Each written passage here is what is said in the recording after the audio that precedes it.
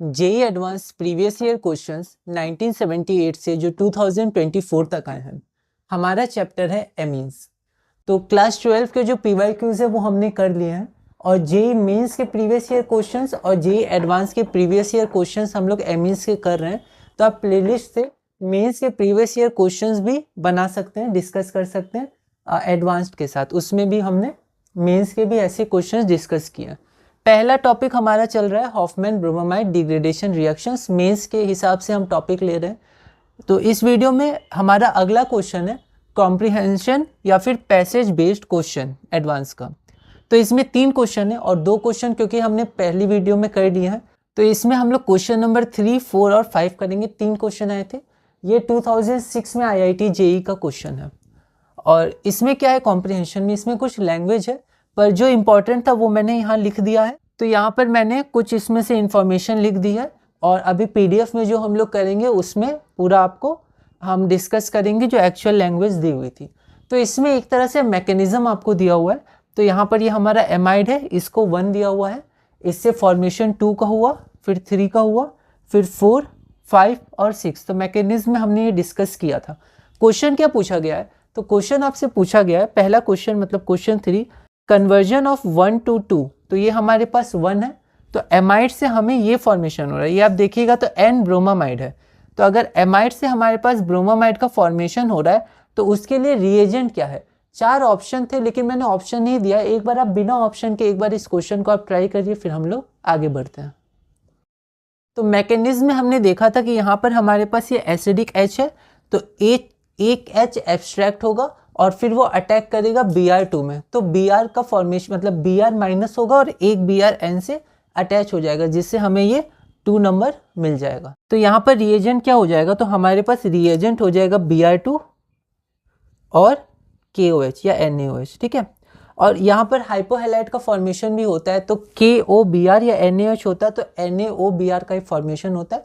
वहाँ से mechanism start हो सकता है, पर हम लोग यहाँ से भी स्टार्ट कर सकते हैं। OH माइनस एसिडिक H को एब्स्ट्रैक्ट किया, निगेटिव चार्ज बना और फिर आपका Br इससे जुड़ा, तो N ब्रोमामाइड का फॉर्मेशन हुआ। अब हम चलते हैं क्वेश्चन नंबर 4 की तरफ। तो यहाँ पर क्वेश्चन नंबर 4 है RDS क्या है, इस रिएक्शन का RDS या रेट डिटरमाइनिंग स्टेप क्या है। तो कई ऑप्शन इसमें दिए, मतलब 4 ऑप्शन दिए थे, जैसे formation of 2, formation of 3, formation of 4 या फॉर्मेशन ऑफ 5, ऐसे करके दिया था कि किसका फॉर्मेशन होना रेट डिटरमाइनिंग स्टेप है। जैसे हम लोग 4 ऑप्शन ले लेते हैं। फॉर्मेशन ऑफ 2 मतलब 1 से 2 बना, ये रेट डिटरमाइनिंग है। 2 से 3 बना, ये रेट डिटरमाइनिंग है। 3 से 4 बना, ये रेट डिटरमाइनिंग है। या 4 से 5 बना, ये रेट डिटरमाइनिंग है। तो किसका फॉर्मेशन रेट डिटरमाइनिंग स्टेप है। तो एक बार आप इस क्वेश्चन को ट्राई करिए, फिर हम लोग आगे बढ़ते हैं। अगर आप मैकेनिज्म में देखिएगा तो जब ये आपका बनता है आइसोसाइनेट, तो उसके पहले जो हमारे पास नाइट्रोजन होता है वो इलेक्ट्रॉन डेफिशिएंट होता है, ठीक है। तो इलेक्ट्रॉन डेफिशिएंट होने के कारण ये जो R ग्रुप होता है हमारा, ये जो R ग्रुप, यहाँ पर R ग्रुप ये है, तो ये R ग्रुप जो पहले C के साथ था, आप देख सकते हैं C के साथ R ग्रुप था, ये N के, तो यहाँ देखिए ये इलेक्ट्रॉन डेफिशिएंट है, ठीक है। तो ये आपका जो R ग्रुप है ये N के ट्रांसफर होता है और यही रीअरेंजमेंट होता है, ठीक है।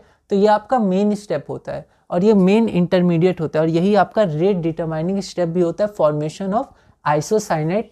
साइनेट है ना, ध्यान रखेंगे, आइसोसाइनाइड अलग होता है, ये भी हम पढ़ेंगे। और बहुत इंपॉर्टेंट रिएक्शन है आइसोसाइनाइड रिएक्शन, कार्बोलामिन रिएक्शन। मेंस के लिए भी, एडवांस से भी क्वेश्चन आए हुए हैं उसमें, और 12th के लिए भी ये इंपॉर्टेंट है। तो यहाँ पर जो आपका आइसोसाइनेट का फॉर्मेशन होता है ये आपका मेन इंटरमीडिएट होता है रीअरेंजमेंट के बाद। तो यही आपका formation of 4 is the rate determining step. अब हम अपने आखिरी क्वेश्चन पे चलते हैं, क्वेश्चन नंबर 5। उसके बाद PDF में डिस्कस करेंगे और अगली वीडियो से हम लोग क्वेश्चन नंबर 6 से कंटिन्यू करेंगे।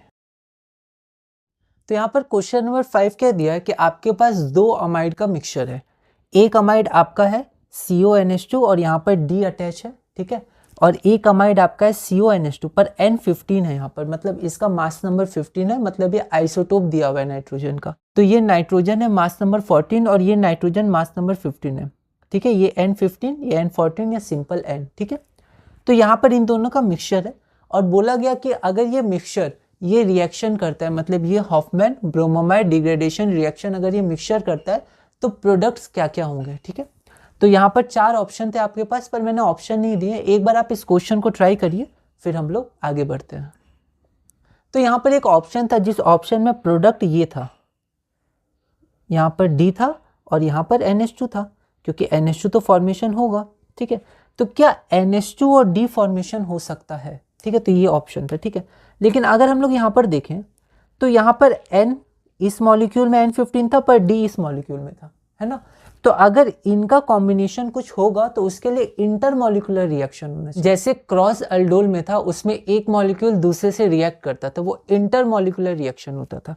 तो अगर ये फॉर्मेशन होगा तो किसी तरह इन दोनों को रिएक्ट करना, क्योंकि N15 इस मॉलिक्यूल में था लेकिन D इस मॉलिक्यूल में था। लेकिन यहाँ पर लिखा हुआ है कि ये एक इंट्रा, है ना, सॉरी यहाँ इंट्रा होगा, ये एक इंट्रा मॉलिक्यूलर रिएक्शन है, मतलब एक मॉलिक्यूल में ही रिएक्शन होता है, ठीक है, दो मॉलिक्यूल्स नहीं होते हैं। तो आप देखे होंगे इसके जो बैलेंस्ड इक्वेशन में एक मोल ऑफ अमाइड था, ठीक है, उसी में आपका चेंज होते रहा। तो यहाँ पर इनका इंडिविजुअली रिएक्शन होगा, तो बस हमें इंडिविजुअल रिएक्शन करना है। तो बस CONH2 में CO हट जाता है और आपका क्या NH2 बन जाता है। तो इसके लिए प्रोडक्ट ये हो जाएगा और इसके लिए प्रोडक्ट फिर से आपका CO हट जाएगा और NH2 हो जाएगा 15, है ना। तो ये आपका प्रोडक्ट हो जाएगा, ठीक है। तो ऑप्शन हम लोग देख लेंगे। तो ये कॉम्प्रिहेंशन बेस्ड क्वेश्चन था, 2006 का ये क्वेश्चन था। हम लोग 2024 तक करेंगे, प्रीवियस ईयर्स के भी करेंगे जो अभी रिसेंट में आए, पर एक हम लोग धीरे धीरे आगे बढ़ रहे हैं टॉपिक वाइज, है ना। अब क्या है कि हमारे ये टॉपिक 1 पूरा हुआ। अब मेंस में हमारा टॉपिक 2 था गैब्रियल थैलेमाइड सिंथेसिस। तो हम लोग इसमें भी टॉपिक 2 गैब्रियल थैलेमाइड सिंथेसिस करेंगे और फिर उसके बाद टॉपिक 3 करेंगे और धीरे धीरे एडवांस्ड प्रीवियस ईयर क्वेश्चंस में और चैप्टर अमीन्स में आगे बढ़ेंगे। ये कॉम्प्रिहेंशन या फिर पैसेज बेस्ड क्वेश्चन है, 2006 का क्वेश्चन है। इसमें 3 क्वेश्चन है, तो हमारा नंबरिंग होगा 3, 4, 5, क्योंकि 2 क्वेश्चन हमने पिछली वीडियो में कंप्लीट कर लिए थे। तो इसमें the conversion of an amide to an amine with 1 carbon atom less by the action of alkaline hypohalide, ठीक है। हाइपोहेलाइड क्या होता है, तो OX माइनस, ठीक है। तो Br2KOH आपका वो रिएक्शन मीडियम में ही OBr माइनस का फॉर्मेशन करता है। NaOBr अगर सोडियम हाइड्रोक्साइड है, KOBr अगर पोटेशियम हाइड्रोक्साइड है। तो यहाँ से भी मैकेनिज्म स्टार्ट हो सकता है। तो हाइपोहेलाइड का फॉर्मेशन होता है और वो अटैक करता है और फिर वो आपका एन ब्रोमोमाइड बनाता है, फिर आइसोसाइनेट, फिर कार्बमिक एसिड, फिर अमीन बनाता है। तो ये पूरे को हम लोग हॉफमैन ब्रोमोमाइड डिग्रेडेशन रिएक्शन कहते हैं। यहाँ पर 1, 2, 3, 4, 5, 6 जैसा हमने अभी वीडियो में देखा ये है। और क्या इन्फॉर्मेशन दी है कि in this reaction RCONHBr is formed from which the reaction has derived it's name. Reaction का नाम क्या है, ब्रोमोमाइड, तो इसी को ब्रोमोमाइड कहते हैं या N bromamide. Hofmann reaction is accelerated if the migrating group is more electron releasing. तो ये ग्रुप माइग्रेट करता है, तो ये अगर ज़्यादा इलेक्ट्रॉन रिलीजिंग होगा तो आपका जो एक्सेलरेशन है या जो आपका रिएक्शन है वो रिएक्शन और तेज़ी से होगा, accelerated. Hofmann degradation reaction is a intramolecular reaction, ये एक इंट्रामोलिकुलर रिएक्शन है। तो ये कुछ बेसिक इन्फॉर्मेशन थी। Question number 3, how can the conversion of 1 to 2 be brought about. ये 4 ऑप्शन है। तो यहाँ पर हमने देखा था कि क्या हो जाएगा, Br2KOH, ठीक है। तो OH माइनस एक H को एब्स्ट्रैक्ट करता है, फिर वो अटैक करता है N, तो आपका NBr का फॉर्मेशन होता है, ब्रोमोमाइड का फॉर्मेशन होता है, ठीक है। तो आपको ये 2 है, यही आपका ब्रोमोमाइड है ना। तो अब ये देख लीजिए आप, ठीक है। और हाइपोहेलाइड क्या होता है, O माइनस एक्स, जैसे हाइपोक्लोराइड T आ जाएगा, O minus Cl, hypobromide O minus Br। Question number 4 है, which is the rate determining step formation of 1, 2, 3 या 4। RDS क्या है इसमें, तो यहाँ हम लोग देखते हैं 3 से 4 फॉर्मेशन ऑफ आइसोसाइनेट इंटरमीडिएट, जिसमें रीअरेंजमेंट होता है, आइसोसाइनेट का फॉर्मेशन होता है, वो आपका RDS होता है, ठीक है। तो ये आपका क्या है, RDS। N क्या है, N इलेक्ट्रॉन डेफिशिएंट था, आप यहाँ देखिएगा, तो इससे पहले N क्या था, N आपका इलेक्ट्रॉन डेफिशिएंट था, यहाँ देखिए, ठीक है। फिर यहाँ रीअरेंजमेंट होता है, N ऑक्टेट पूरा करता है और आपका ये फॉर्मेशन होता है, माइग्रेशन होता है R ग्रुप का, ठीक है। तो N electron deficient, only 6 electrons होता है वहाँ पर उसके पास। To complete octet migration of an alkyl और एराइल ग्रुप दोनों का माइग्रेशन हो सकता है, यही रीअरेंजमेंट कहलाता है। Question number 5, what are the constituent amines form, मतलब प्रोडक्ट अमीन्स क्या होंगे when the mixture of 1 and 2। यहाँ 1 and 2 वो वाला नहीं है, ये 1 and 2 नहीं है, ठीक है। यहाँ 1 and 2 जो गिवन बिलो है, मतलब नीचे दिया हुआ है, ये 1 और ये 2।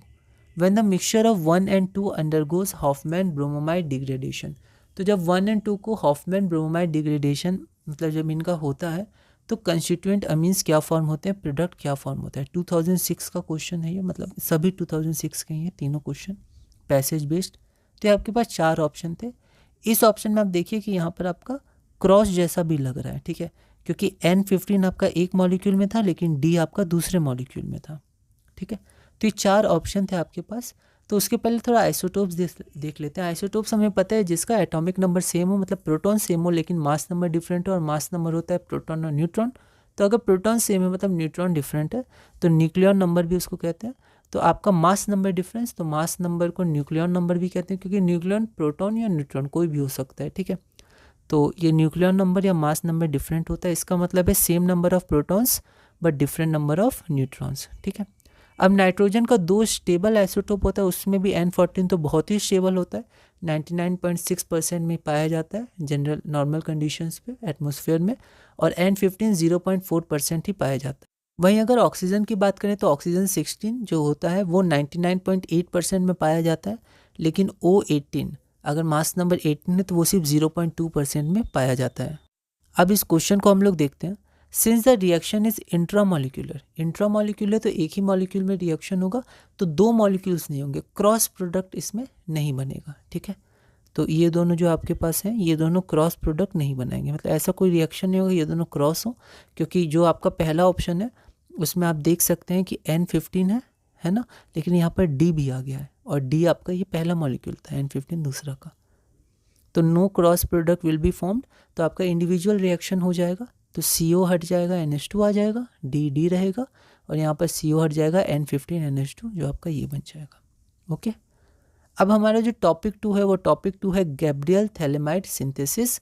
मेंस में भी टॉपिक 2 हमारे यही था, तो आप इसके साथ साथ मेंस के क्वेश्चंस भी ट्राई कर सकते हैं, ठीक है। बोर्ड हमने कंप्लीट कर लिया उसके प्रीवियस ईयर क्वेश्चंस। तो अगली वीडियो से हम लोग एडवांस में टॉपिक 2 गैब्रियल थैलेमाइड सिंथेसिस शुरू करेंगे और धीरे धीरे इसके प्रीवियस ईयर क्वेश्चंस में आगे बढ़ेंगे।